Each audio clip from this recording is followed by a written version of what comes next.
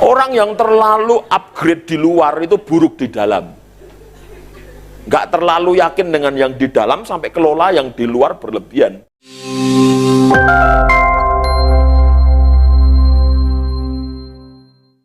Mari kita lihat Ibrani 12 ayat yang ke-15. Jagalah supaya jangan ada seorang pun menjauhkan diri dari kasih karunia Allah. Kalau kau jauh dari kasih karunia Allah, ini yang terjadi. Agar jangan tumbuh akar yang pahit. Jadi orang yang jauh dari kasih karunia Allah, itu akibat langsungnya adalah dia mengalami akar pahit, tumbuh akar pahit, yang menimbulkan kerusuhan dan mencemarkan banyak orang. Wah, ngeri. Jadi akar pahit itu punya dua anak kembar. Anak pertama namanya rusuh, anak kedua namanya cemar. Semua yang berbau rusuh dan cemar itu bapaknya jelas pahit. Rusuh itu di dalamnya termasuk marah. Marah itu rusuh di dada ini. Memberontak itu rusuh itu. Pengadu domba rusuh.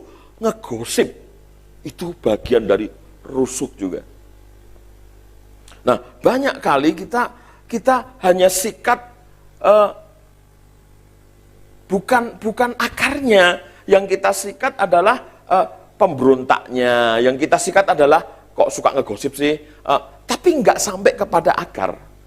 Nah, di sini dikatakan bahwa pahit itu bisa menimbulkan rusuh dan cemar. Kata cemar ini sampai kepada istilah yang berbau-bau seksual. Seperti kalau cemar dalam bahasa asli ini bisa seperti ini artinya, mengeluarkan lelehan. Itu artinya kata cemar itu sampai kepada begini, menikmati seks diri sendiri. Artinya masturbasi, onani, maaf ini merancap alat kemaluan, itu bagian dari kecemaran.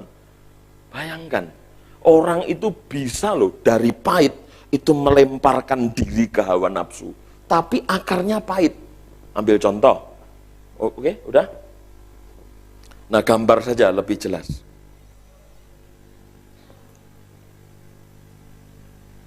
Saya melewati ini aja, karena ini 6 daerah konflik, ini session tersendiri saja. 6 berarti 6 session. Terlalu panjang ada di sini. Saya pengennya langsung di sini aja. Nah, ini. Ini gambar apa? Dengan iman yakinilah ini bukan brokoli, ya. Ini pohon. Jadi memang anak saya menggambar kurang bagus. Tapi pandanglah dengan iman dan mata hati. Ini pohon. Alkitab bilang bahwa sebenarnya persoalan kita itu lihat di akarnya. Nah, yang di atas itu, yang di atas ini kan cuman tindakan atau akibat yang kelihatan mata, daun-daun, buah, ini terlihat mata. Tapi yang terlihat mata itu muncul karena ada sikap di dalam. Tidak mungkin Anda bertindak tanpa sikap. Misalnya, tindakannya jotos pemimpin. Nah, itu sikapnya apa? Kurang ajar. Nah, di bawah sikap nggak begitu saja ada. Sikap itu muncul karena memang akarnya sudah ada. Akarnya apa? Pahit. Kalau pahit, sikapnya marah sama pemimpin. Udah marah, hajar pemimpin, cegat pulang gereja. Nah, misalnya, tapi kan nggak begitu aja cegat pemimpin jotos tanpa motif. Kenapa kamu pukul saya? Iseng, Mbak. Nggak ada. Hanya orang gila yang bergerak tanpa sikap atau motif. Makanya tindakan-tindakan luar tuh harus dicermati apa sikap di bawahnya, dan lebih bawah lagi apa akarnya. Lah ini, lihat, ini permukaan tanah. Nggak kelihatan yang ini. Orang tuh bisa ketawa manis, selamat pagi om. Padahal hatinya, matinya kapan? Oh, itu bisa saja gitu. Oh, karyawan kita yang tunduk sama kita itu bukan berarti mereka memang baik-baik seperti yang terlihat. Itu di dalam itu bisa membara, menyiapkan sebuah gerakan cungkil Anda dari struktur. Bisa itu. Hati-hati, tidak semanis yang terlihat. Nah, coba tadi kita sudah baca kepahitan. Kepahitan itu problema yang itu karakter lah, ya. Tuh, kepahitan. Ya, ya ampun. Nah, lihat, katanya tadi Alkitab bilang, kepahitan itu menimbulkan rusuh dan cemar. Rusuh itu misalnya marah, pemberontakan, minder. Nah, minder itu rusuh. Tahu nggak minder? Orang minder tuh rusuh di dalam dadanya itu. Rusuh banget. Aduh gimana ya, aku ini kelihatan menarik gak sih? Aduh jangan duduk situ deh, aku malu. Rusuh banget menata diri. Jadi orang minder tuh rusuh di dalam hatinya itu. Luar biasa. Aduh gimana senyumku udah menarik belum sih? Tapi kalau membaca diri dan bergemuruh di dalam. Makanya orang minder itu bukan walaupun kelihatannya tenang, duduk di belakang, tapi gundah di dada. Itu orang minder. Kelihatannya tenang, padahal kacau. Rusuh itu di dalam hati. Pemberontak, rusuh itu. Minder, pemberontak, marah. Jadi orang itu nggak mungkin marah begitu saja tanpa pahit. Kenapa kamu marah? Udah lama sih nggak marah. Nggak mungkin, alasannya kok jadwal. Marah itu nggak alasan jadwal lagi. Marah itu karena ada sesuatu di dasarnya sana. Nah, orang kalau udah pahit, sama pemimpin misalnya pahit, dia akan marah. Kalau sudah marah, dia apa nih? Ngegosip. Dia negur nih di depan umum. Emang dia siapa? Emang dia siapa? Marah kan? Pahit itu pahit, ditegur, pahit. Setelah itu lihat, dia mulai marah, terus ngegosip. Gitu. Dimulai dari, biasanya waktu pemimpin khotbah, kita gambar-gambar dia gitu kan. Session selesai, jadilah gambar kera. Aduh.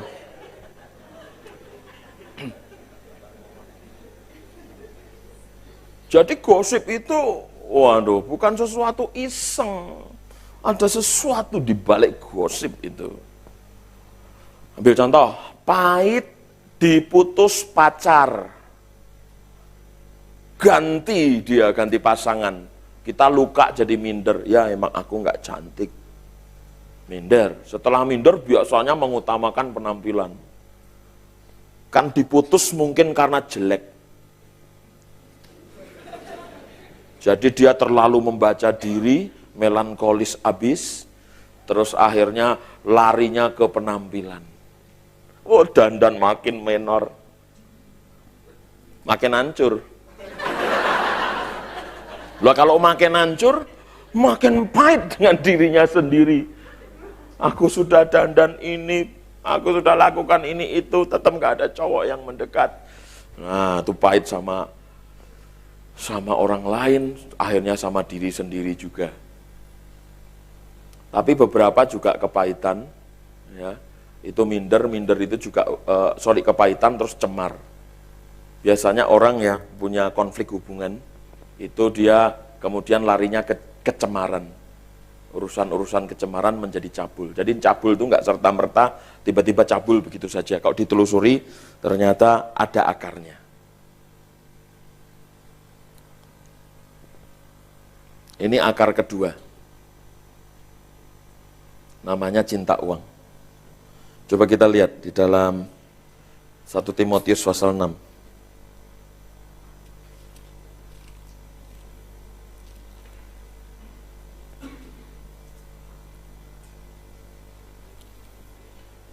Saya ini pernah punya jemaat, wah, minta ampun, kali pertama saya nggak tahu tuh, dia itu melacur betul. Di kampus saya itu udah, pokoknya ada laki-laki yang kaya sedikit, ganteng, hajar, setelah kencan begitu, terus lakinya ngomong I love you, terus dia putus. Dia paling senang kalau dia putus pria, pas pria itu pas menyatakan hari di mana pria menyatakan cinta, dia putus. Ternyata dia pahit banget.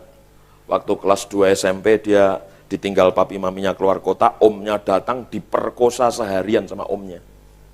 Itu SMP kelas 2, diperkosa sepanjang hari sama omnya. Itu sampai pahit sama semua pria. Dan sejak SMA dia mikir gini, saya mau hancurkan semua pria. Dia cantik.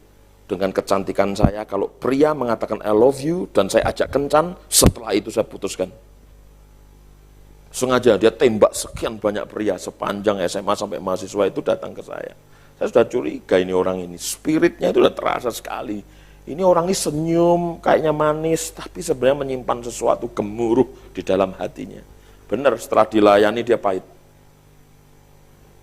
Pahit luar biasa, dia marah sama kehidupan. Dan dia sekaligus cemar. Dia rela jual tubuhnya dan jadi cemar sekali, terus cabulnya minta ampun. Artinya melacur. Jadi orang melacur itu bukan tiba-tiba saja. Ada beberapa kasus itu karena pahit.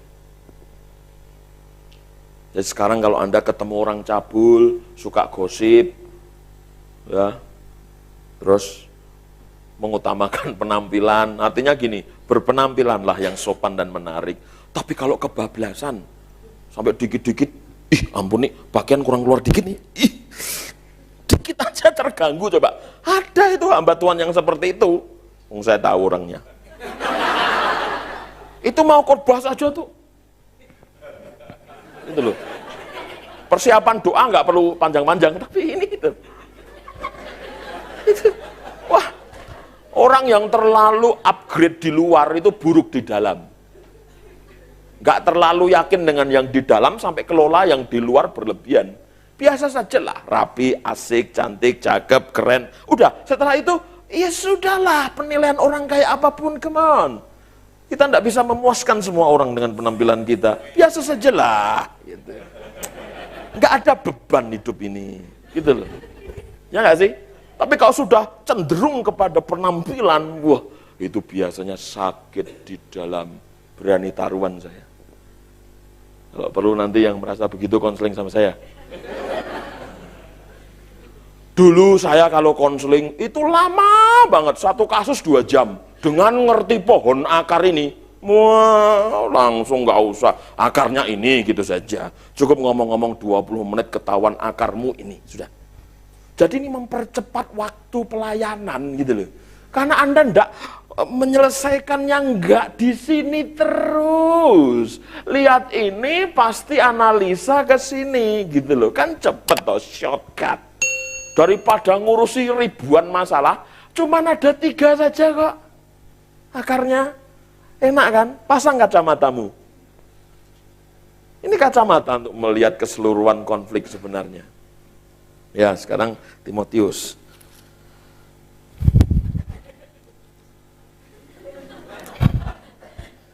Bukan Aditan. 1 Timotius 6.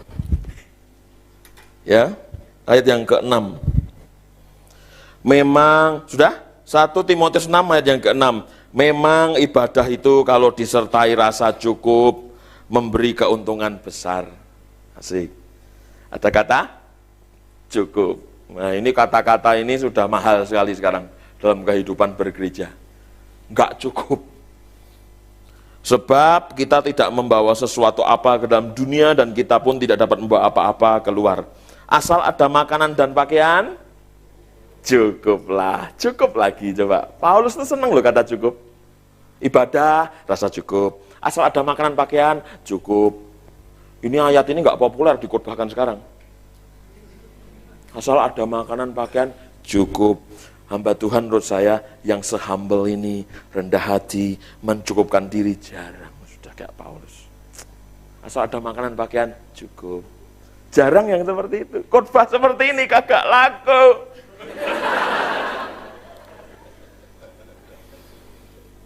Akan tetapi mereka yang ingin kaya terjatuh ke dalam pencobaan.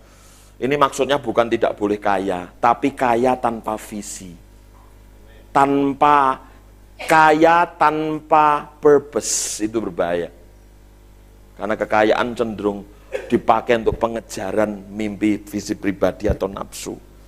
Tetapi mereka yang ingin kaya terjatuh ke dalam pencobaan, ke dalam jerat, ke dalam berbagai-bagai nafsu yang hampa, mencelakakan, menenggelamkan manusia dalam keruntuhan, kebinasaan. Ampun deh, ini seperti orang mengumpat kayaknya. Wah, luar biasa.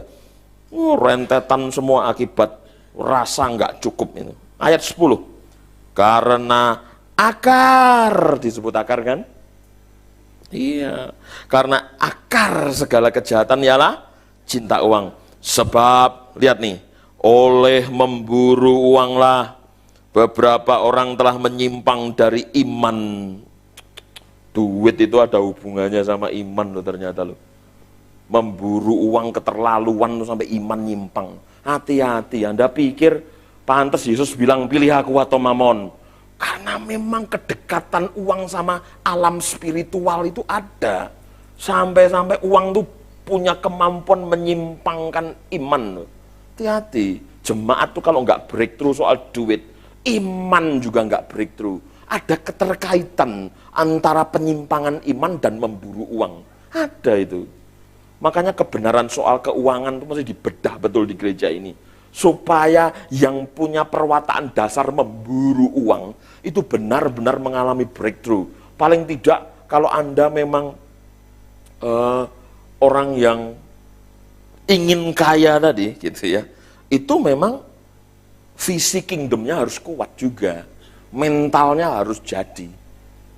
Bahaya juga kalau kau diberkati tapi nggak punya visi. Bahaya loh itu. Itu bisa hancur lebur hidup kita, ya. Dikatakan begini, sebab oleh memburu uanglah beberapa orang telah menyimpang dari iman dan menyiksa dirinya dengan berbagai-bagai duka. Tidak disebutkan begini, menyiksa dirinya dengan duka, enggak, tapi berbagai-bagai duka. Jadi nyaris berbagai macam duka ini. Itu dikatakan karena uang.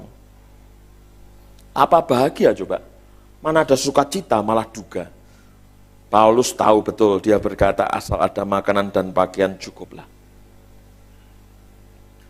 Nah, lihat saudara di depan.